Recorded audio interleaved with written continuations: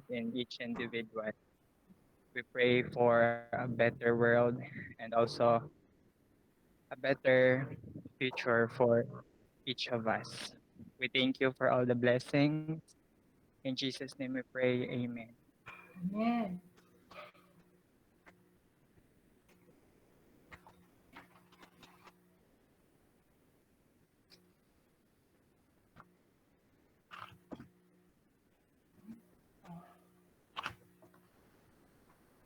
Once again, good morning. Can you hear me clearly? I will not use my headphones. Yes, ma'am. Yes, ma'am. Okay, thank you. Okay, so may I share to you the syllabus that I prepared and I submitted this already for signature to the Office of the Associate Dean and for the Dean for Academics and Multicultural Education. So it's only the first year, this group who is not in synchronous classes, no?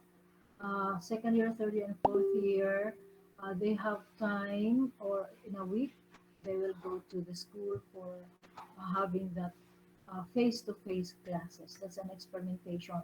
We'll try to check whether we are already, shall we say, COVID-free community or COVID-free campus.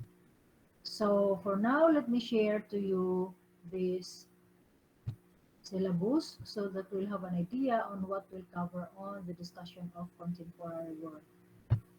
So our course title is Contemporary World. Can you see my presentation?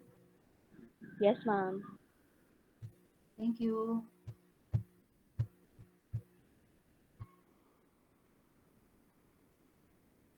Okay. So I am following the format of the university based on the academic approval based from the BOR's academic approval.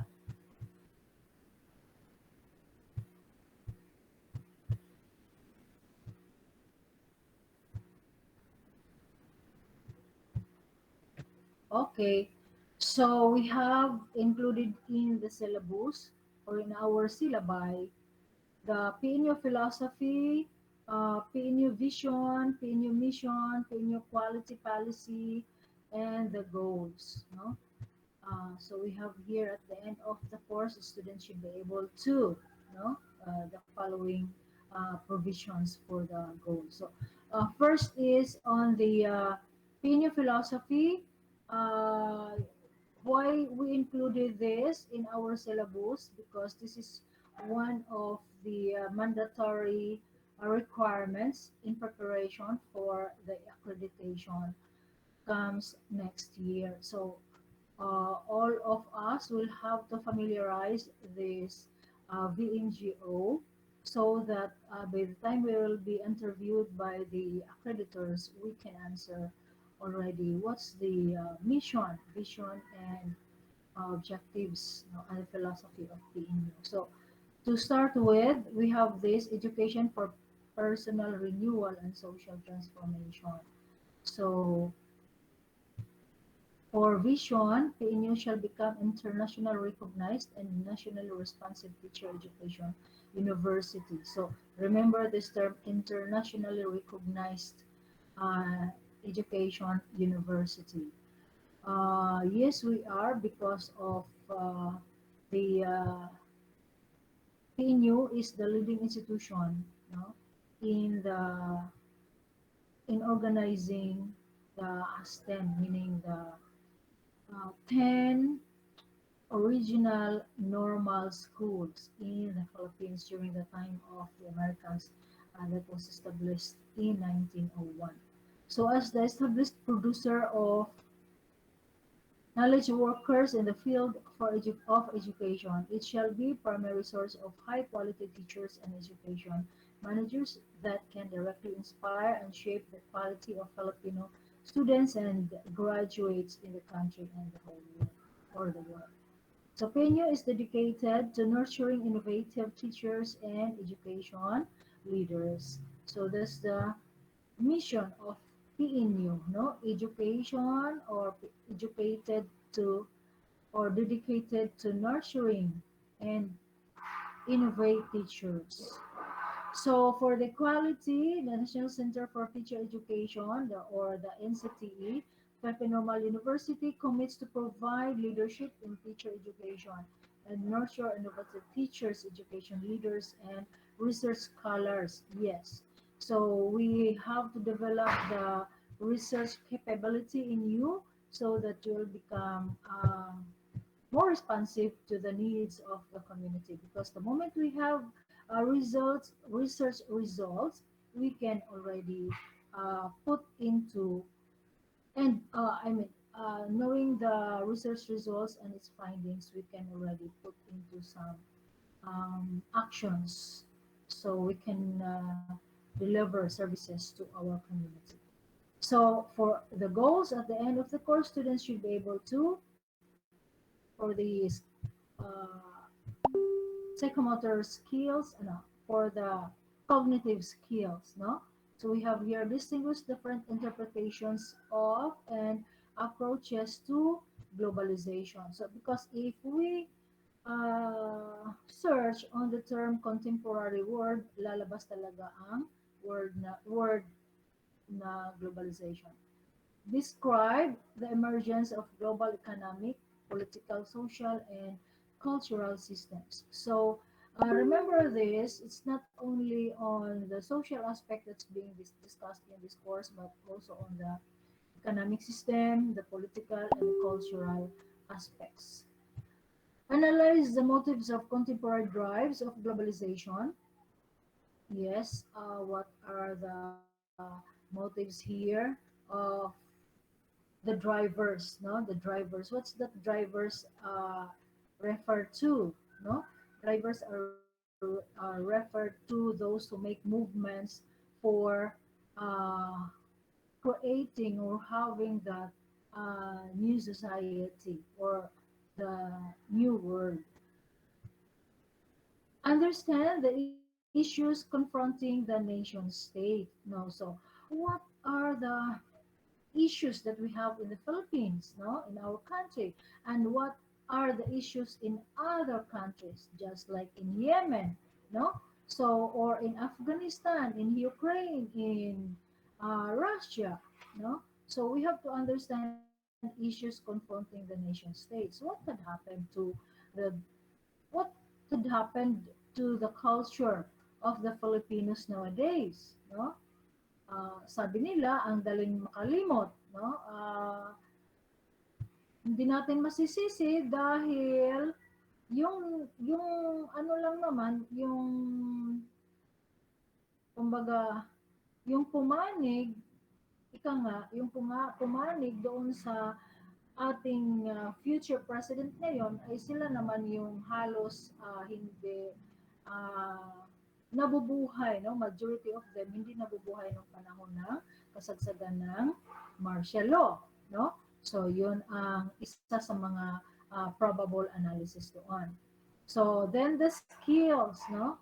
We have here analyzed contemporary news events in the context of globalization. So still, we have to consider on the news events. So accept or yes, follow now the We On News Center or the Al Jazeera News Center, so that we'll all be aware of what's happening in the world, you know, and also in the Philippines. Analyze global issues in relation to Filipinos and the Philippines. So how does that incident in Ukraine and Russia affect to the Filipino people? No?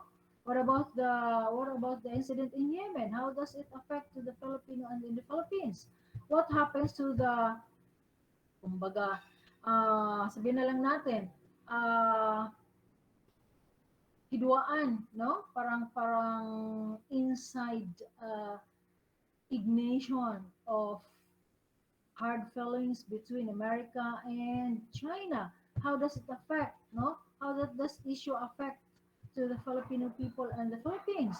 So those are the discussions that we have to go through as we continue on this term 3. Write a research paper with proper citations on the topic related to globalization. And in valuing, we have to consider articulate personal positions on various global issues. So, for example, if there are discussions or activities which your professor will require you to give a reflection, that is more of valuing. So since that is valuing, you will not just relate what has been transpired or what has been stipulated in the text, no? But you have to go through the context, and after which involve yourself on what would be the probable actions that you can perform or do in such a way that you'll be able to be of help or to be of part of the involvement, no, and for actions that we have to do in order to answer some of the issues, no, and of the needs. For example, the issue now is on the climate change, no? So as an individual, how will you help mitigate, no, the climate change so that we will not be, shall we say, so that our Mother Earth will not be considered dead, no? Mapatay na nga tong environment, wala pag gihapon tay action.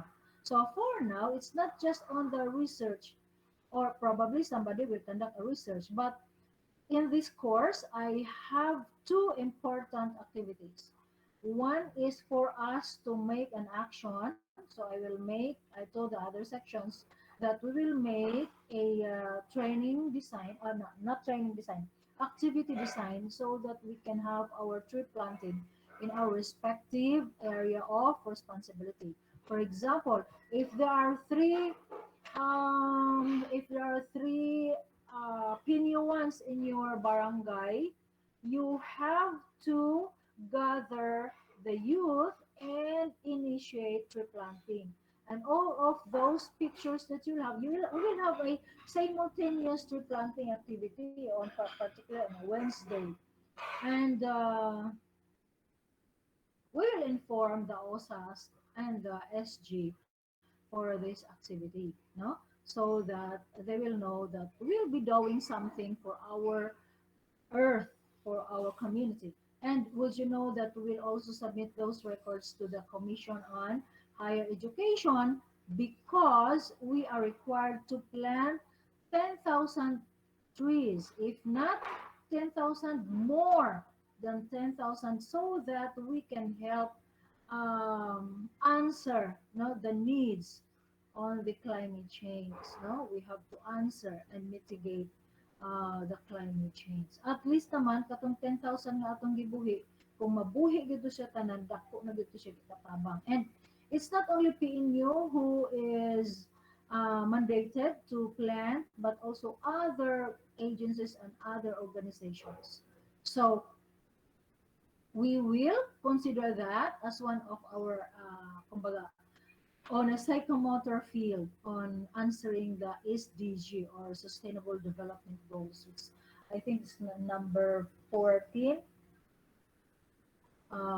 Correct me if I am wrong. No, so number 14 on SDG. So we will also have an education, or we will educate the young ones in our respective community that planting trees, no, is very, very necessary, especially in the younger generation. Mga manghod pa ninyo, dapat ma-instill na po sa ilang mind that tree planting is very much important. Okay? So, next, the course number is 2JED SS5, term 3, academic year 2021-2022. So this is the complete, no, very, very short course title. And then there is no prerequisite, meaning there is no other needed course that must be taken up by you before you will take this course. So this is the first, because this is considered as an overview of all the topics, no, or all of the discussions and issues in the world, no. Okay, so I copied here, I posted here two course descriptions. One is from the BOR, or the Board of Regents approved program, because as we open this program, before we offer this program to our students, there was a proposal submitted by the academic department to the Board of Regent. It's a Board of Regent because it's a university. Uh, So this course introduces students to the contemporary world by examining the multifaceted phenomenon of globalization. So phenomenon, no, phenomena, mga panghitabo, no, multifaceted, meaning it is being interconnected with, and no, nga mga panghitabo, kung naay famine, o naay gutom, naay mamatay, kung naay change ang climate, naay baha, napoy mamatay, napoy magutom, no? Daghan nagsapaw-sapaw. Using the various disciplines of the social sciences, it examines the economic, social, political, and technological and other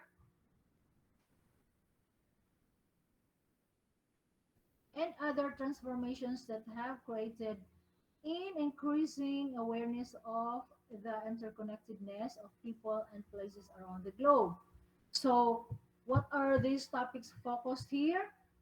Under BOR approved program, course description is for us to have some knowledge on these disciplines, social sciences. And remember, social sciences covers history, politics, economics, no? Mauna po na siya, tanan-tanan. Um, World geography, no? Kung makita pa nato ang world geography, because we'll be discussing about population education, no? So, to this end, the course provides an overview of the various debates in global governance, development, and sustainability, beyond exposing the students of the world outside the Philippines. No? So, is it's in outside the Philippines, and how does that incident or issues and phenomena affect the Filipinos and the Philippines? Seek to inculcate sense of global citizenship and global ethical responsibility. Yes, why global ethical responsibility?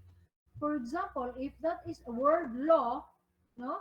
Kung balaod na sa kinatibuk-an sa kalibutan, then we have to be responsible on whatever actions that we can do for our environment, for the people, if that is for peace, development, and what are the world law regards the uh, peace and order for our country. For example, for for climate change. So before we have that uh, Hugo framework, no? That was before.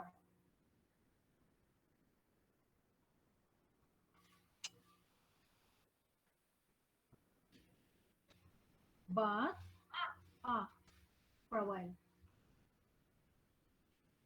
Kinsay nag-ingon sa imo nga naay nako gihatag ng sarina kang langlang.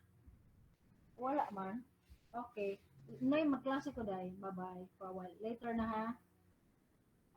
Okay, bye-bye. Okay. So, I've mentioned about Hugo framework, no? That is one considered as the world law, no? So, because of that agreement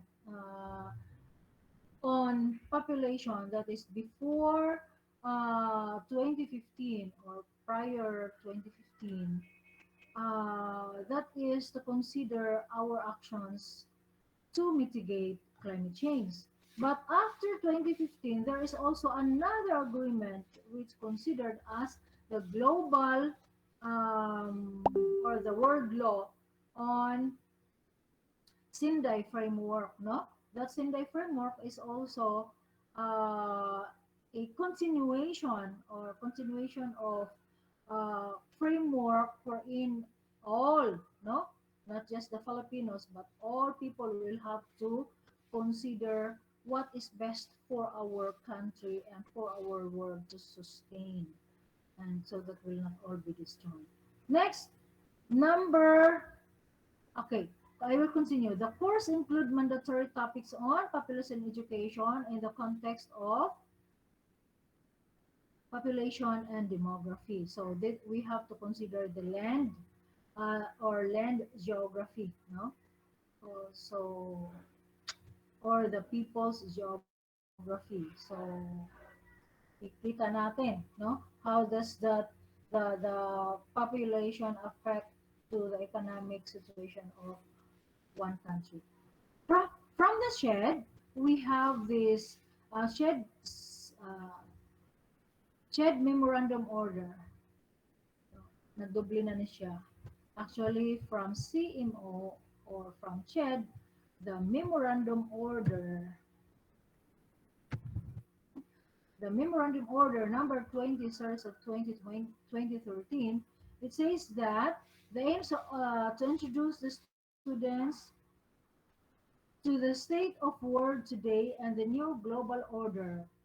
So the world today and new global order. So we have to consider it, so we will be able to understand the world today, and also in the future we have to go to the previous or the past. We have to learn what is the past, so we will be able to understand the world of today. What does globalization mean, both theoretical and from the perspective of individuals and societies affected by the global firms, processes, and movement? No? So, aside from the theory, let us try to check on the actual situations of the globe as being affected by the situations or on the different issues. The phenomenon of globalization is thus examined from a variety of perspectives as well as its effect on traditional culture and communities. So the tradition of the Filipinos are now affected even in the decision making, no? Some of the senior researchers and uh, professors in politics consider it as, no, the law of disuse, no? What is that law of disuse when it is not, when the discussion is not being, or when the issue is not being discussed already, or it is not being tackled or used in every discussion, people tend to forget. No? So,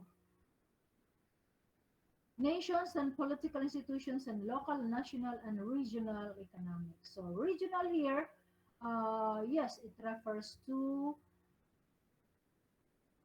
the regional site of the ASEAN countries. Students will be asked to identify the challenges posed by globalization and consider responses to these challenges as demonstrated by experiences on the ground. For this purpose, students will produce case study. So this is another activity that you have to undergo, not just on the communities in the Philippines or issues in the Philippines, but you have to consider other issues experiencing the impact of globalization and the respective responses to issues that arise in every country or in other countries. So there are global civic societies engaged in advocacies relating to climate change and environmental protection. What has not been discussed in CHED Memorandum Order number 20 is the term on or the issue on population education. But the BOR consider that population education, since um, we'll be discussing culture, so that population and its effect to the society uh, will really be discussed. Much more that we have to discuss on the gender and development organ, as we have to have it be part of our discussion, because we that is a mandated topic to be discussed. So for the no outcomes and the education curriculum section 2, page 4, choose only the most related competencies of the course out of the 19 shared GA competencies. So we will have to check on CMO number 20, and then series of 2013. Then we will have to focus on a particular uh, program outcomes. So here is just the same with the previous that I have stated. For the GAD themes, we have to consider the UCGD, no? Choose the most relevant to the course, no? So actually, I did not included it here or right in the syllabus, but um, well, anyway, as we go along with our discussion, we can that can be tackled especially on what happened to the children, to the old people, and to the women, no? During the first 2 weeks of the attack of Russia in Ukraine, saan natin makikita sila, no? And considering the aggregations, how many women went for to save their children? How many olds were, or how many olds leave their place in Ukraine? How many remain and fought for Russia? No? So, mauna siya ang mga, if possible, we can get the data on that so that we'll also know by the moment, God forbid, if that will happen in the Philippines, makita na nato ang trend, no? Okay, if there is no war, if there's according to, I just forgot who said that if there is peace, prepare for war, no? So that is it. Peaceful naman gud kay itong Ukraine, no? How does that um, intervention of organizations affect the situation now of the Ukraine? So makikita nato kung unsa gyud ang gikinahanglan. Next, week 1, day 2, uh, I consider in the course content here week 1 because we still have the second day of our meeting, although that is already asynchronous, but still we have to count it. So now, because we have only 1 day for our syllabus introduction, so it's only I really specify that as May 16 and 17, but the rest of the days you will have to prepare for your activity, not just in this course, but you have to prepare some readings also in other courses. I-balance ang tanan, no? Para uh, footed, no? All subjects are footed on the ground with strong foundation because you have that you have read and probably have some context, no, general context on the knowledge on the courses that are being offered in the third term. Okay, so we have here the silo, share in-depth observations on the contemporary status of the word and discuss its implications of the global economy, human development, human rights protection, and environment protection, and the word law. So This silo comprises a wider scope in this course content. uh, Iabot na ta sa human rights. But first is an in-depth observation on the contemporary status of the world. So as we go along with our discussion on the contemporary status, will be ato na siyang himay-himayon, and then sa paghimay-himay nato sa atong activities, we have more activities in every chapter of each module. So, mao na siya. So, we will be able to observe and get the context of the discussion, no? So, for module 1, yes, there's an introduction. Chapter 1, new word in the making, the definition of globalization, contemporary world, global system, and world orders. So, what's now the world order? I've heard Professor Carlos made mention about world orders, no? So,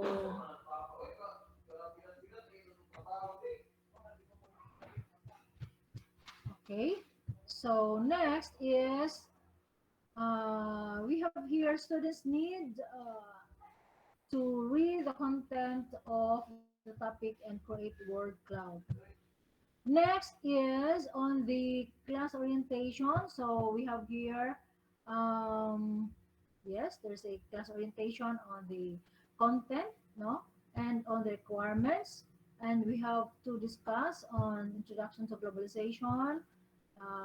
Then here for the activities, we have our module 1, chapter 1, activity 1. Create your own word cloud, no?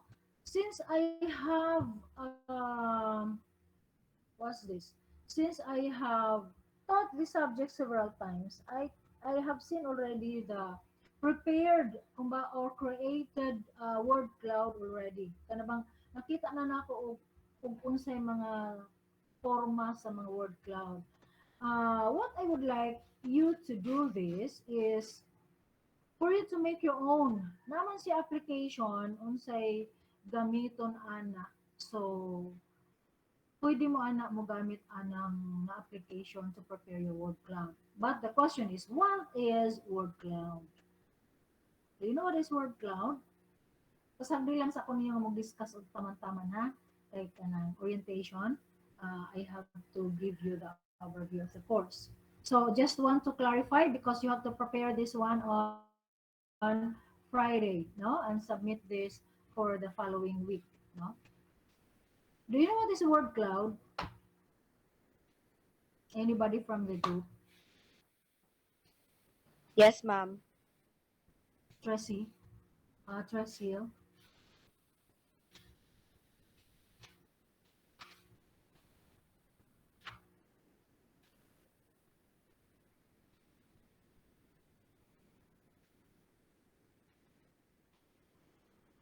Tracy? Yes, What would ma'am. it be? How would you describe that word cloud? Kuan siya, ma'am, maghatag kag main point tapos ang the rest na kanang words sa kadong word cloud mismo is related ato. Okay.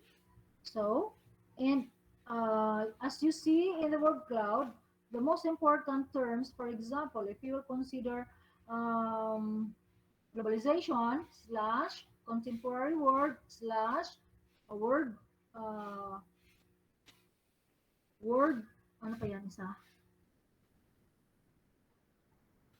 Word views, mayroon pa. Let me check. Word order or global system, no?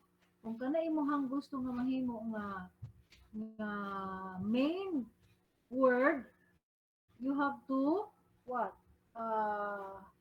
Present it in a bigger font size, no, or in a larger font size.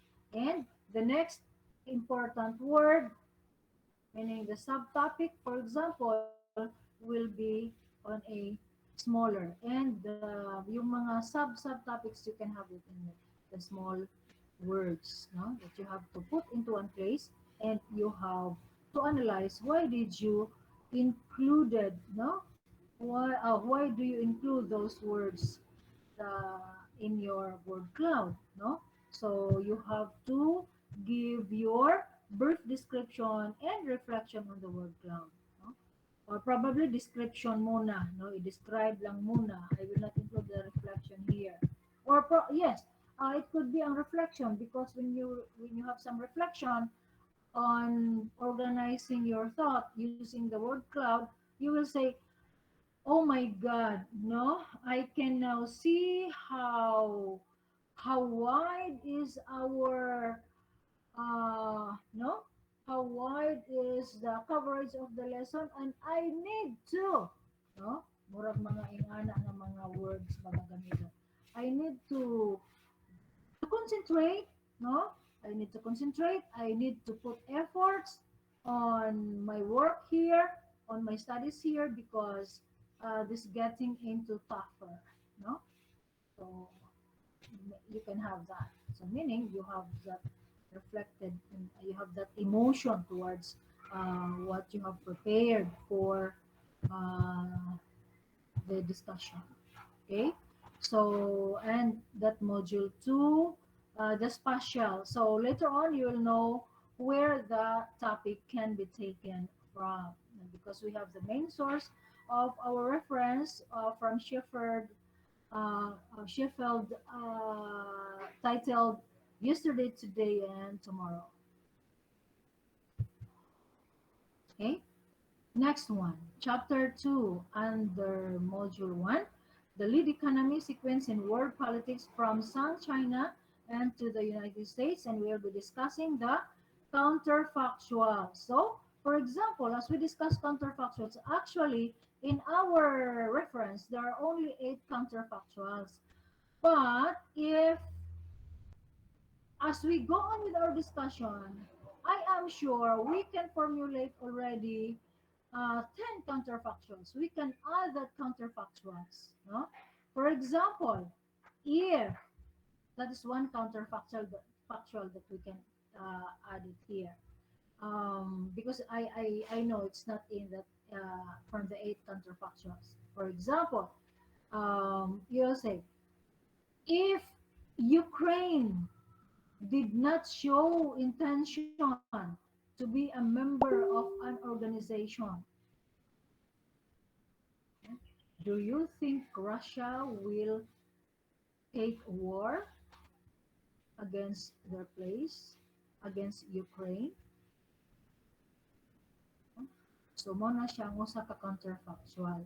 Kay nga naman, sa pagkakaroon gibombahan naman gid siya. So kung wala siya nag-appeal adto, wala siya nag-show og intention o bombahan ta siya, and will the other neighboring countries receive threat from Russia? So your answer may be yes or no, no or not. No? That is one of the examples of counterfactual. Okay? If the US military army did not leave Afghanistan, do you think the Taliban will rule the nation? Okay? So your answer may be yes or maybe no. So you can now prove because there is already, it happens already that the Taliban's uh, run now their nations. And another follow-up counterfactual. What if the president fought for the country like what the president of Ukraine did to their country, to his country? Do you think the Taliban will win in the during the in the civil war? So you may have that, no, several or widened discussions. So that is those are examples of counterfactuals. Okay, so what will you do here?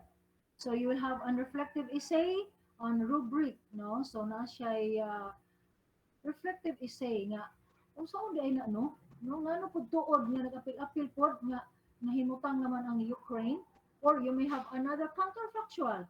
What if there was no aggregation of the countries member of the USSR?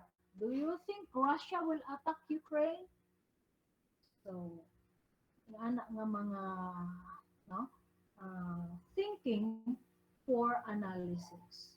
No? Okay?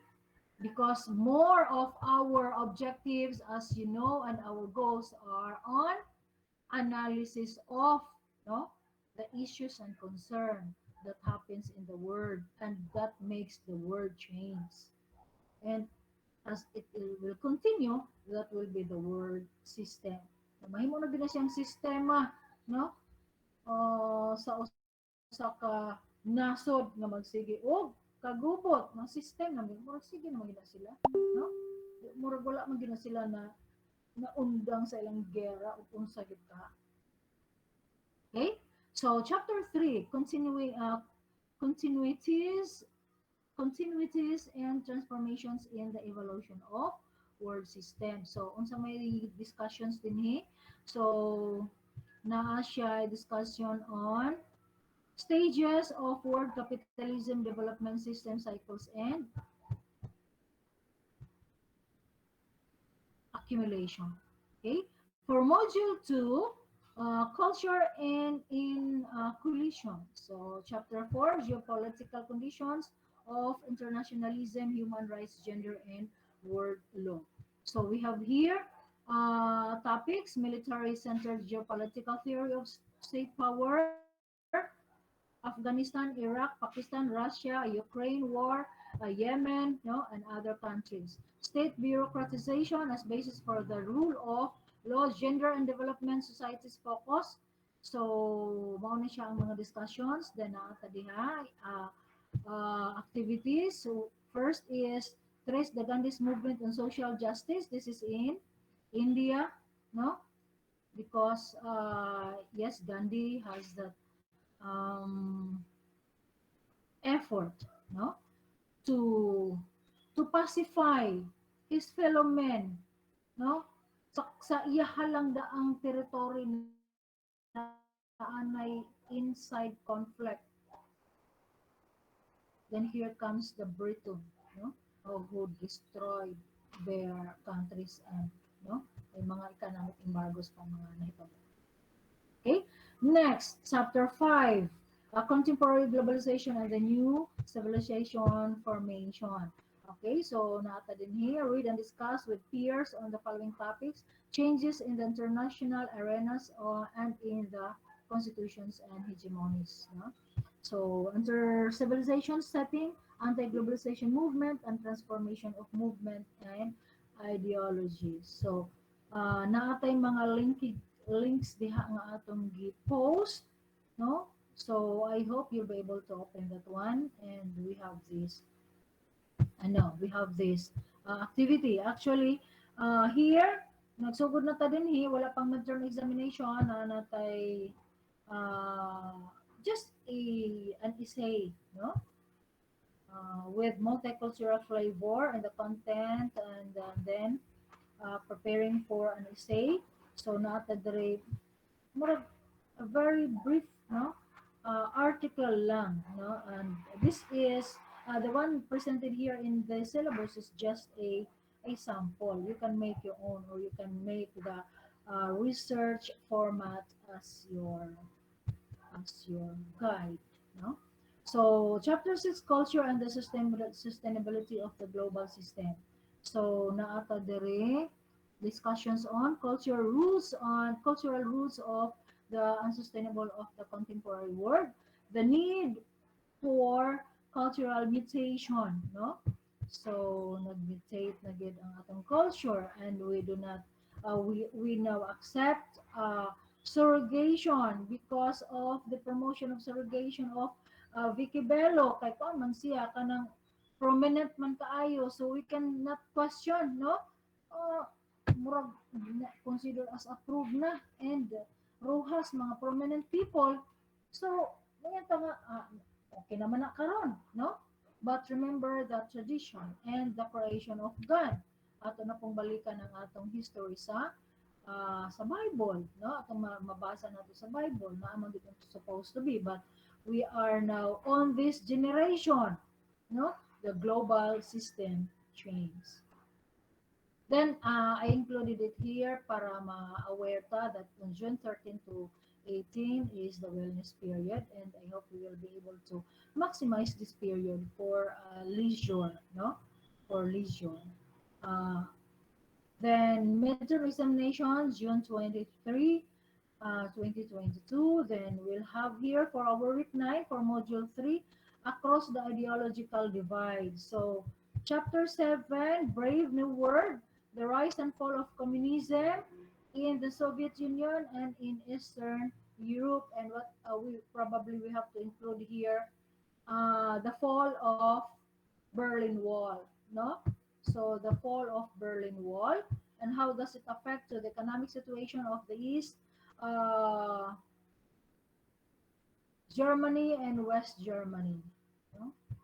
Next is Chapter 8, Great Power Politics for African Development and Overview Analysis of the Impact of EU's and China's cooperation with the continent, no?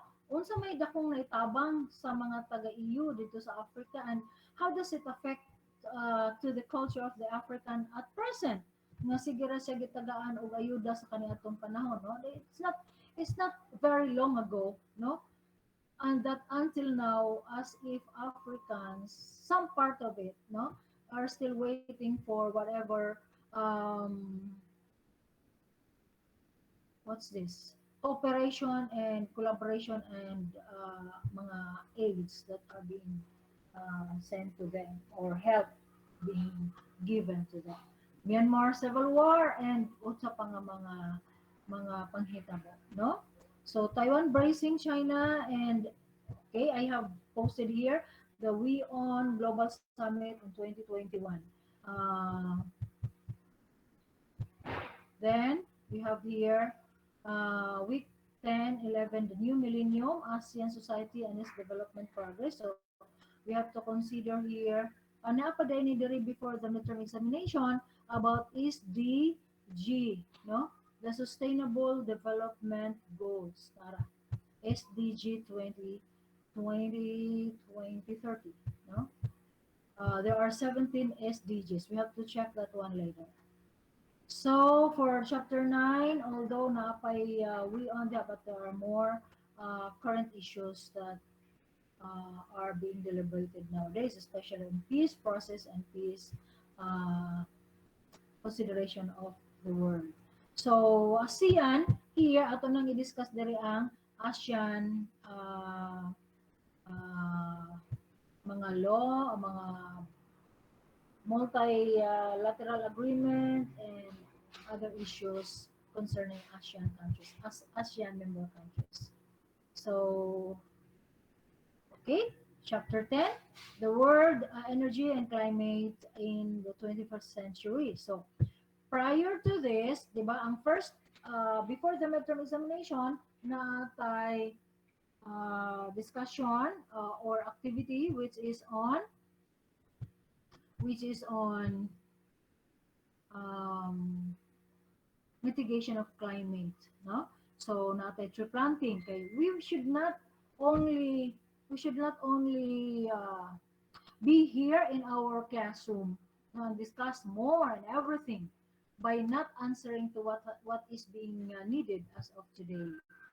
So ang mahitabo is first part of the term, we have to consider the activity on research, and in the second part we'll have the activity on tree planting. So mo ang atong duha ka activities. Okay? Carry lang.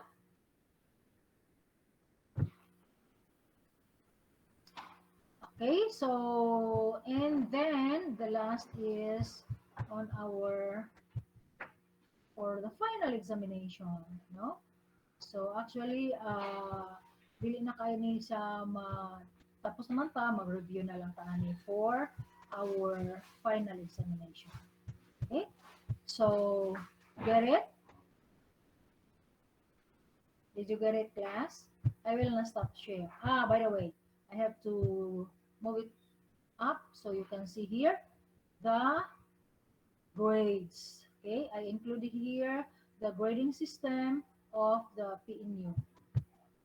Okay, stop sharing now.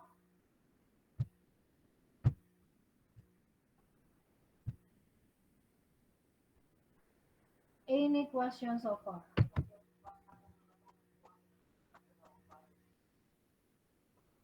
Any any question? None so far, ma'am. Were you able to trace on the content of our syllabus? Can you now picture out what will transpire in our discussion? What comes into your mind after listening on the overview or the orientation of our course?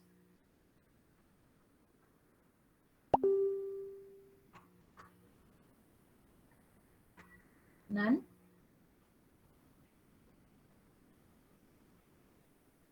Walang realization dyan? Are you still with me? Yes, ma'am. Yes, ma'am. Hala, nibalik galing ni silang tulog ay.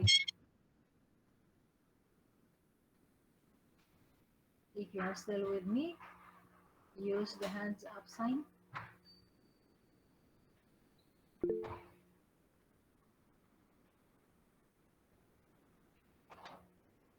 Tulog pa si Justin, tulog pa si Lorraine, tulog pa si Fiona. Okay. Mata di ay silang tanan. Okay, thank you. Put your hands down. Any question? If there is none so far,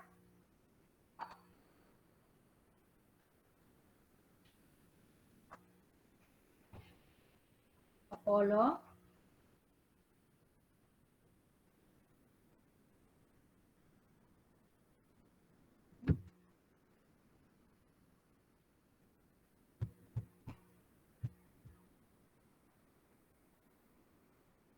if there is none, then I have to leave the class. That ends for today. We have we consumed 1 hour. Okay.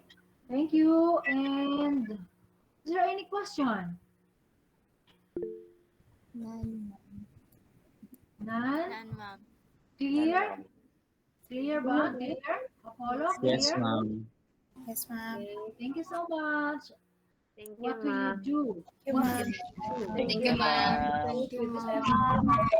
God bless, ma'am. Thank you, What will you Safe, do so you'll ma'am. be able to cope with this discussion Thank you, ma'am. in our discussion? You need to Read po. read. Read.